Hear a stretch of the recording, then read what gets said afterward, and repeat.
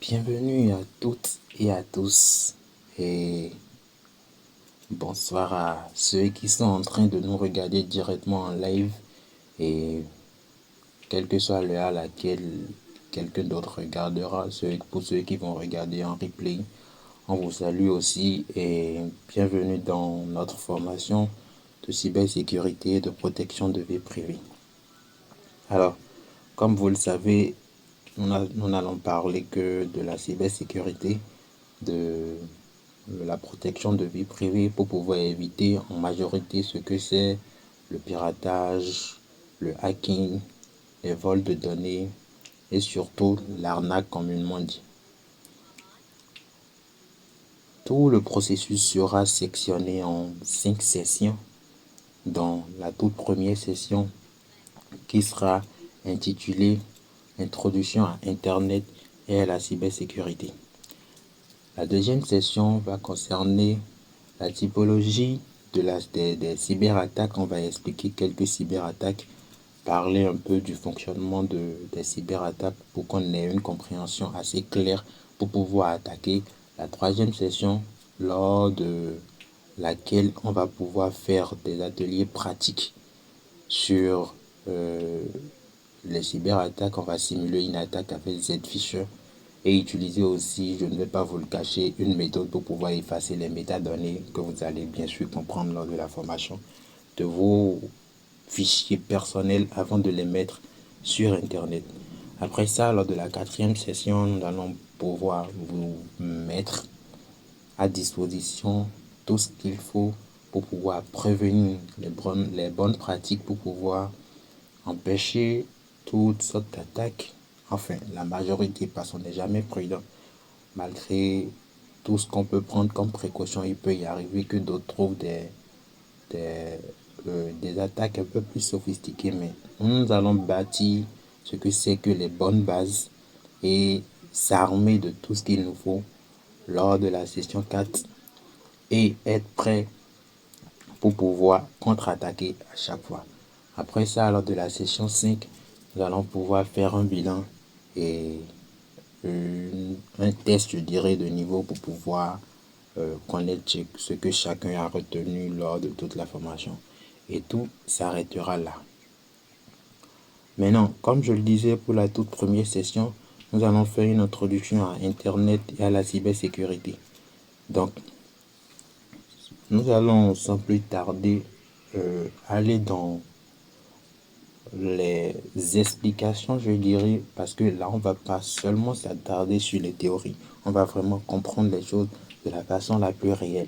Donc, j'ai une vidéo illustrative qui va vraiment montrer ce que c'est que la cybersécurité, tout ce qui est attaque de façon générale dans la première session que nous allons visionner ensemble pour pouvoir comprendre réellement Internet et la cybersécurité.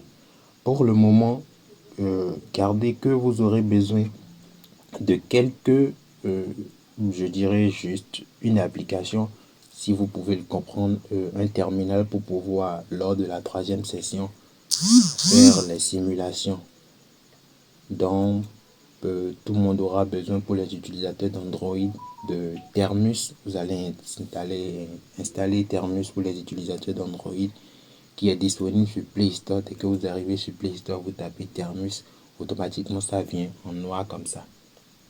Donc les utilisateurs de PC, ceux qui sont sur PC et pas sur Android, pour Thermus, même ceux qui sont sur iPhone peuvent l'utiliser. Dès que vous recherchez Thermus sur App Store, vous allez trouver Thermus et télécharger Thermus sur votre téléphone iPhone. Pour les utilisateurs de PC, si vous avez déjà un système Linux, c'est plus la peine de prendre un terminal. Les systèmes Linux disposent des terminaux intégrés automatiquement. Sur Windows, vous allez avoir besoin, pour ceux qui sont sur PC, qui sont sous un système d'exploitation Windows, vous aurez besoin d'installer une distribution Linux depuis Microsoft Store. Vous allez télécharger Kali Linux. Nous allons utiliser Kali Linux lors de la troisième session pour pouvoir faire les simulations. Alors, vous téléchargez Kali Linux depuis Microsoft Store et vous serez prêt pour simuler ou bien même pirater quelqu'un vous-même pour la première fois. Alors comme je le disais, nous allons maintenant passer à la vidéo pour pouvoir comprendre ce que c'est que Internet, comprendre ce que c'est que la cybersécurité de façon très claire.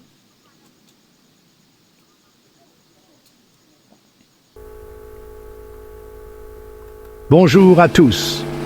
Aujourd'hui, on va parler d'un sujet qui nous concerne tous, la sécurité de nos données personnelles à l'ère du numérique. Imaginez que chaque message ou photo que vous envoyez soit comme une carte postale que n'importe qui pourrait lire en chemin.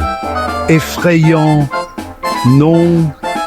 Alors, attachez vos ceintures. On va découvrir ensemble comment protéger votre vie privée en ligne, simplement et efficacement. Imaginez vous envoyer une photo du coucher de soleil à Cotonou à votre cousin à Paris via WhatsApp.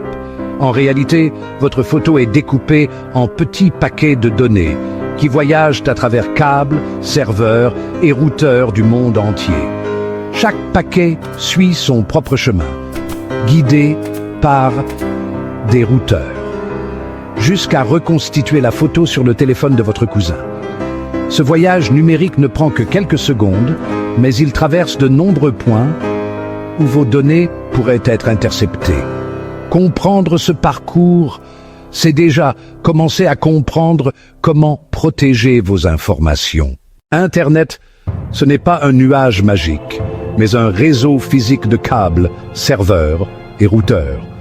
Vos données passent par de nombreux intermédiaires, parfois dans des pays différents, et chaque étape est un point de vulnérabilité. Si vos données ne sont pas protégées, c'est comme envoyer une carte postale sans enveloppe. N'importe qui peut la lire ou la modifier. La sécurité de vos communications dépend donc de la façon dont elles voyagent sur cette immense autoroute numérique. Pour protéger vos données, le chiffrement a été inventé. Il transforme vos messages en un code illisible pour les curieux. Sur Internet, le petit cadenas et le S dans HTTPS signifie que vos échanges sont chiffrés et authentifiés. Sans HTTPS, tout ce que vous envoyez mot de passe, info bancaire, circule en clair et peut être intercepté. Avec HTTPS, même si quelqu'un intercepte vos données, il ne pourra rien en faire. Les applis comme WhatsApp ou Signal chiffrent aussi vos messages de bout en bout. Avant de saisir une info sensible, vérifiez toujours la présence du cadenas et du S, c'est votre première ligne de défense. Les réseaux Wi-Fi publics sont pratiques, mais aussi risqués. N'importe qui peut s'y connecter, y compris des pirates. Un pirate peut créer un faux réseau Wi-Fi et intercepter tout ce que vous envoyez, surtout si ce n'est pas chiffré. Même avec HTTPS, il existe des attaques sophistiquées, mais le risque est bien plus grand sans chiffrement. Pour vous protéger, utilisez un VPN. Il crée un tunnel sécurisé pour vos données, même sur un réseau public. Avec un VPN, même un pirate ne verra qu'un flux de données illisible. Sur Wi-Fi public, évitez de transmettre des infos sensibles sans protection. La collecte de données ne vient pas que des pirates sites web, et applis récoltent aussi beaucoup d'infos sur vous. Les cookies, ces petits fichiers déposés sur votre appareil, servent à vous faciliter la vie, mais aussi à vous suivre à la trace pour la publicité. Les cookies publicitaires créent un profil détaillé de vos habitudes et centres d'intérêt. Les applications demandent souvent des permissions excessives, accès à vos contacts, votre position, votre micro. Avant d'accepter, demandez-vous si c'est vraiment nécessaire pour l'appli. Refusez les permissions inutiles et nettoyez régulièrement les cookies et les réglages de confidentialité. Chaque permission accordée est une porte ouverte sur vos données personnelles. On entend souvent « je n'ai rien à cacher ». Mais la vie privée, ce n'est pas cacher des secrets, c'est garder le contrôle sur vos informations. Dans la vie réelle, vous ne laissez pas la porte de votre maison ouverte à tous. Alors pourquoi le faire avec vos données? Yabatam. Les infos collectées aujourd'hui peuvent être utilisées contre vous demain, parfois de façon imprévisible. Protéger sa vie privée, c'est défendre un droit fondamental pour soi et pour la société. Même si vous pensez n'avoir rien à cacher, vous protégez aussi la liberté des autres. Défendre sa vie privée, c'est défendre une société plus libre et plus juste. Par où commencer? Voici 3 gestes simples pour renforcer votre sécurité numérique. 1. Adoptez des mots de passe longs, complexes et uniques pour chaque service. Utilisez un gestionnaire de mots de passe pour vous aider. 2. Faites le ménage dans les permissions de vos applis et les réglages de confidentialité de vos comptes en ligne. Limitez l'accès à vos infos, désactivez le suivi publicitaire et nettoyez votre historique. 3. Gardez toujours vos logiciels et applis à jour pour corriger les failles de sécurité. Le plus grand danger, c'est souvent l'erreur humaine. Soyez vigilants, informés et mettez ces conseils en pratique.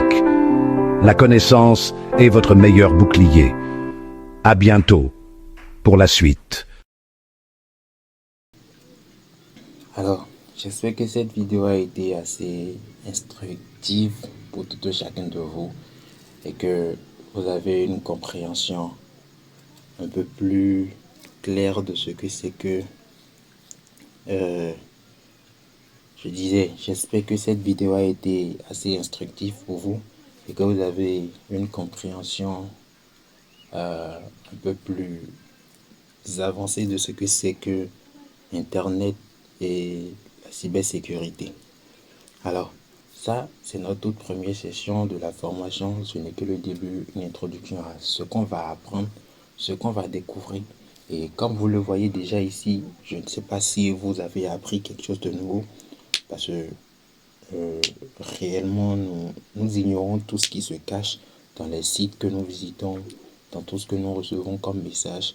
Et nous ignorons encore plus le fonctionnement de tout ce qui nous entoure en tant que Internet, tout ce qui est information que nous partageons. Et j'ajoute à tout ce qui vient de passer que vous risquez à chaque fois votre vie quand vous partagez une photo que vous avez prise en ayant votre localisation allumée. Alors, nous allons faire un peu plus d'éclaircissement et un peu plus d'explication, de clarification lors de la seconde session où nous allons bien développer tout ce qui concerne les cyberattaques. Nous allons prendre chaque cas et développer de façon plus claire et très expliquée pour que vous puissiez comprendre. Maintenant, je vais vous recommander de mettre en commentaire tout ce qui vous aide, tout ce que vous n'avez pas compris, tout ce qui a été un peu trop vite et que vous n'avez pas bien suivi. Mais la vidéo reste quand même en ligne, vous pouvez revoir autant de fois que vous voulez.